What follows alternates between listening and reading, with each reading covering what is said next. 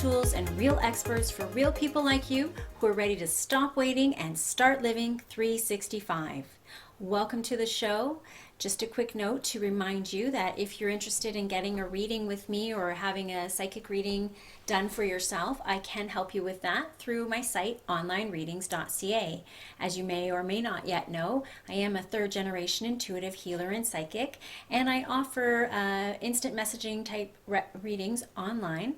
And I'm usually online Monday to Friday. If you want to check the schedule, be sure to like us on Facebook or follow us on Twitter, and that's when I'll let you know when I am online. Today's show is Line Right Out of Frozen. Time to let it go. I wanted to talk to you all today about letting it go and releasing yourself from the past. Now, when I say releasing yourself, I mean basically letting things go and detaching yourself from it. Now, the past will never change. It'll always be with you. Things that have happened to you in the past will always be around you. They'll be in your memory. They're part of who you are. But how they impact you in your everyday living now and going forward is completely up to you. So how many of you are carrying things forward that you've had happen in the past? How many of you are carrying pain from the past? How many of you are carrying fear from the past? How many of you are carrying tragedy? How many of you are carrying rejection from the past? So many of us today are carrying these old things around, and they're heavy. They're getting heavier and heavier, and you have to think about that. Where are you storing all of that? Where is that operating within you on a day-to-day basis? And how is that impacting how you live each day? It must be very heavy. I know it's heavy. I've done it myself. Now, as always, I'm always trying to share things with you from my own personal experience, because I truly believe as a coach that while I can talk the talk, it's more important that I walk the walk.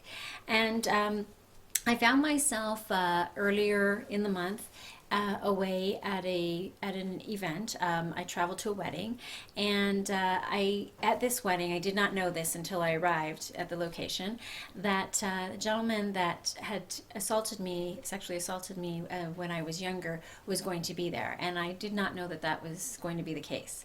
So my first reaction was to just sort of shut down and start to kind of panic a little bit. It took me back to those moments, to those incidents, to that situation, to all the incidents that have occurred ever since then. For those of you who watch these episodes regularly, you'll maybe know a little bit about this story. But I found myself on a trip where I really had decided that I was going to detach from my life and unplug for 5 days, get away from the office, from work, from the smartphones and the laptops and the iPads, and actually just kind of detach. And so when I got there and I learned that this man would be there, it really just kind of put a what do you call that word? A wrench in my plans. And so I was carrying on with my day, and it was one day in advance before he was set to arrive, and I was staying with people who normally interact with him, and they'd known that this had occurred, and they were asking me, how do I want them to respond? What do I want them to do? And it was difficult because when something's happened to you, it stays with you. For other people, they've moved on. Just really quickly, another example I can give you of this is even having gone through miscarriage. Around the time that this episode will up and load, it will be 7 years since I lost a child and through miscarriage. And those are dates that, we women remember, but other people sort of move along once that happens. But originally the story of, being away on this trip and having to remember all those things, and this gentleman was coming in, and, the people around me were, what do we do? And I said, you know what, you guys carry on the way that you would want to carry on. There's a pool, I've got my books, I'm perfectly content to do things on my own. But there was a part of me that, when we did separate and we did come apart, that felt somewhat, slightly abandoned or out of the group or out of the loop, however you want to phrase it. And as I saw this gentleman, I just walked straight by him and didn't say anything, and I was determined to stand my ground and be in my space and set my boundaries down. Now, prior to this, I should mention, is late last year I had gone ahead and done some extra healing work on my own, and it wasn't particularly focused around that incident, but I do feel that it had some help, or it gave me some headway in healing that area of my life as well. So as I was going through this entire weekend of being in the same hotel with this man and being in the same social circle and doing my very best the first day or two to kind of stay apart, this was someone that was quite close to me in my childhood. And prior to the assault taking place, we were very closely connected.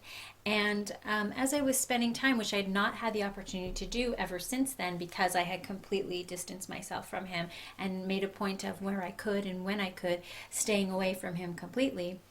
He had left the country and lives in another country now, which made it a little bit easier. But on the odd occasion when we would be at the same social engagement, I at least could move away and not have to deal with him too much. But staying in the same hotel with somebody in the same social circle, and the particular event that we were at, we were not really able to move around. There was a security issue around that. So we were constantly in one space and you couldn't just go off on your own. So I was kind of confined to the group and having to be around this individual on a regular basis. And what I started to notice is my comfort level had heightened since the last time I'd been around him. I didn't feel as edgy. And as we were engaged in a group conversation where I wasn't necessarily directly speaking to him and vice versa, the conversation kind of intertwined, and there were a couple of little, interactions that happened between the two of us and took place. And I noticed that my comfort level was relatively okay where this was going on. And it's funny because my comfort level being okay actually caused me discomfort because I started to feel like, well, don't be comfortable with him. Remember what happened. Don't be comfortable with him. Remember what he did. And as I was going through the weekend more and more, we were having more interactions together. We were at the wedding that we went to attend. And throughout the evening, it was just becoming more and more of a friendly environment. I guess we were all enjoying the occasion and in the spirit of it. And he actually ended up standing beside me at one point in time, and we had a small exchange of words. And he apologized again and continued to go on about what was happening and how sorry he was and whatnot, which he had apologized in the past, but it was different this time. And we actually moved the conversation outside and able to really express my own feelings, and I was able to get to a place of honesty and sincerity and say, you know what, I'm actually feeling comfortable about you, and I've realized that I've missed all this time with you who were such a big part of my life prior to that event. And I was able to say, I'm struggling with the fact that I'm actually enjoying my time with you, or enjoying some of the time with you, and yet I feel like I'm betraying the story. I'm betraying myself. I'm betraying the the vengeance or the revenge that I should be carrying forward, given what's happened. And there is an old, it's beyond an old saying, it's a profound saying from Buddha that says, is being angry is like drinking poison and expecting the other person to die. And it really hit me at that moment that anger that I had been holding, and that hatred, and that wanting to seek retaliation in some capacity, or hold that malice in my own being, was actually impacting me, and probably more so than it may have been impacting him. And throughout our conversation, I recognized that he had his own hell to deal with. He had his own story to deal with. He had his own emotions to deal with. He had his own discomfort to deal with. It never would have dawned on me that when we go to events that he too is concerned about how he'll be received. Who knows? Who doesn't know? The discomfort of the separation of groups. And I mean, not that that's my fault or anything that I'm accepting responsibility for. However, I was just in a position to be able to acknowledge this. And as the conversation went on, I said, because I was feeling comfortable, and I said, but I just want to be clear that I'm feeling comfortable with you today, but tomorrow I may not want to talk to you all over again. Tomorrow I may pass you in the hallways all over again, and I reserve the right to do so. And that felt really good to me. But what felt even better to me was being able to let that go. It brought such a lightness to my being. And when I actually engaged in this healing work back a few months ago and leaving that particular healing session, what I felt from there was I walked around in a daze, for about the first 12 or 16 hours after, feeling lost and feeling empty and feeling a void. And I was a little panicked because where I had actually traveled out of province for this particular session, I was in a place that I wasn't familiar with and there was nobody there with me. And so I was a bit lost at that time. And after I sat with it for a bit and just kind of took the time to be in that space, I recognized it actually was not a void. It wasn't a loneliness. It was a lightness. It was light. I had lifted. I had released. I had let go of all that heaviness, of all that sadness, of all that trauma and drama, all that anger, all that pain. I had let go of it. And I think that one of the things that we do in life is we carry these things forward with us, because it's almost like if you don't take it with you, it will mean that it didn't happen or that it didn't have the impact on you that it did. And I'm here to tell you that that's not true.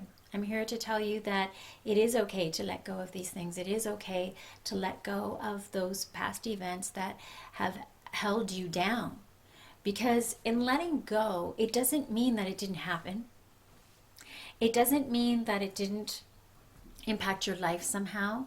It doesn't mean that it didn't cause you struggle and heartache and tears and pain and possibly therapy and bad relationships and lost jobs and poor finances and whatever else occurs from going through situations of tragedy and trauma.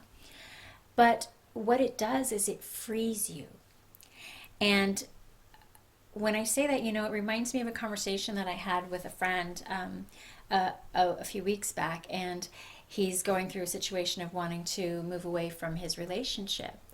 And he's already, I think, been involved or met somebody that he knows or is interested in or something of that nature. But long story short, one of the things he said was, I just want to be alone. I just want to be alone. And I've heard people say, I just want to be alone many times. And in fact, hearing him say that, it reminded me of when I first got divorced and also took that stance. People would say, well, will you ever marry again? I said, oh, hell no. I just want to be alone. I'm good with alone. And what I recognized is that alone for a lot of people equates freedom. And it's a freedom from the pain. It's a freedom from being disappointed by others. It's a freedom from feeling as though you're disappointing others. It's a freedom to be who you are. And sometimes that being of who you are is somebody who is not happy with who you are. But by being alone, you can kind of hide behind that. And by being alone, you don't have to face it. But what I really came to understand in hearing this gentleman say, I just want to be alone, and kind of putting it back to a mirror or having a mirrored moment back to my own self, I remember being in that phase and understanding now that what I really wanted was to be free of the pain, to be free of possibly disappointing someone, to be free of being disappointed. And the only way I could see and foresee that I could accomplish that was by being alone. It's like put yourself in that protective cocoon and just keep away from everybody and keep away from anybody. And it reminds me of about a month ago, my daughter, who's started driving about a year now, she had a minor car accident. And it was in my mom's car that my mom had lent to her. And my mom said after that, just maybe don't drive anywhere, just go to school if you have to, because she was headed to a babysitting job when this occurred. And she said, just don't go anywhere. Just if you have to, go to school and come back, and then just don't go anywhere.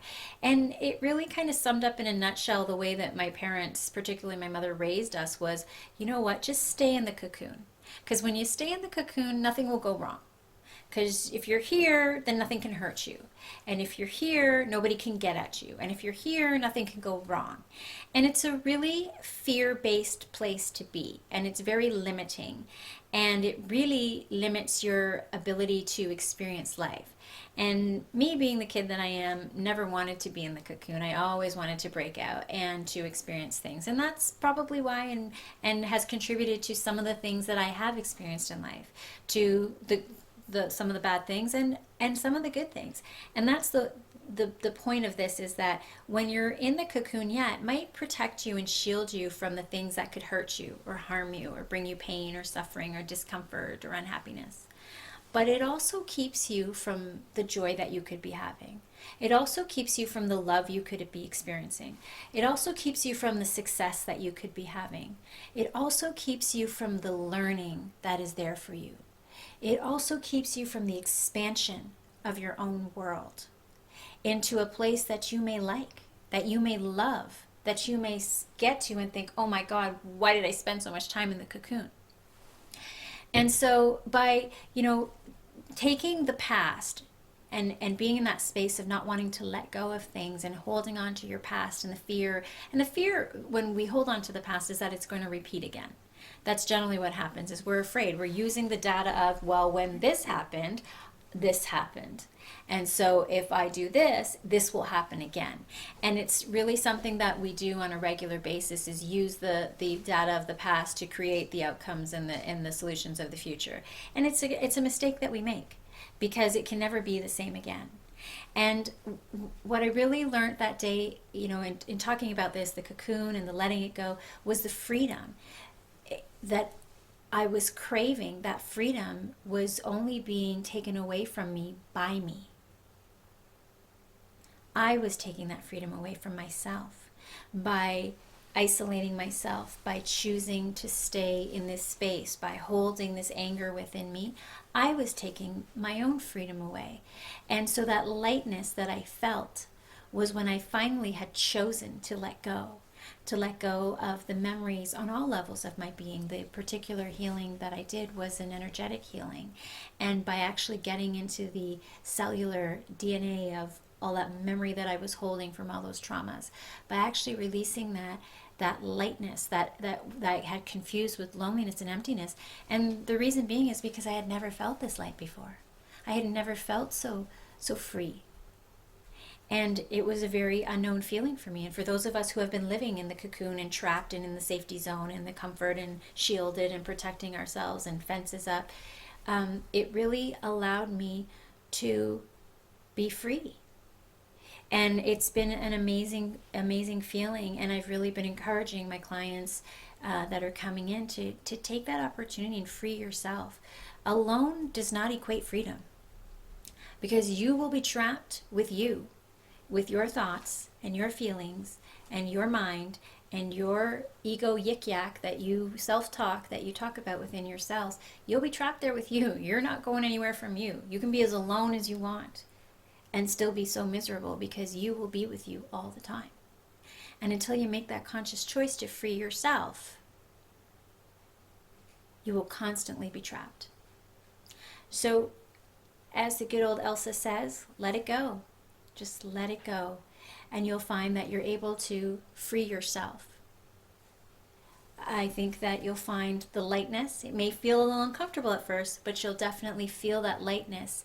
And by making that space and letting it go, you're actually making room for better things, for happier things, for more joyful things, for more balanced things, for more harmonious things, for more love, for more success, for more peace. And I can definitely tell you that by letting this go, I think the discomfort that I was feeling that in that moment with that gentleman that had assaulted me was the peace. I was at peace for the first time in my life. I was at peace with this situation. He probably isn't, but I am. And that's all that really matters. So I'd like to let you go, let it go, and encourage you to live in your own freedom and take control of your own freedom, recognizing that it lies within you. As always, I want to remind you to stop waiting and start living 365.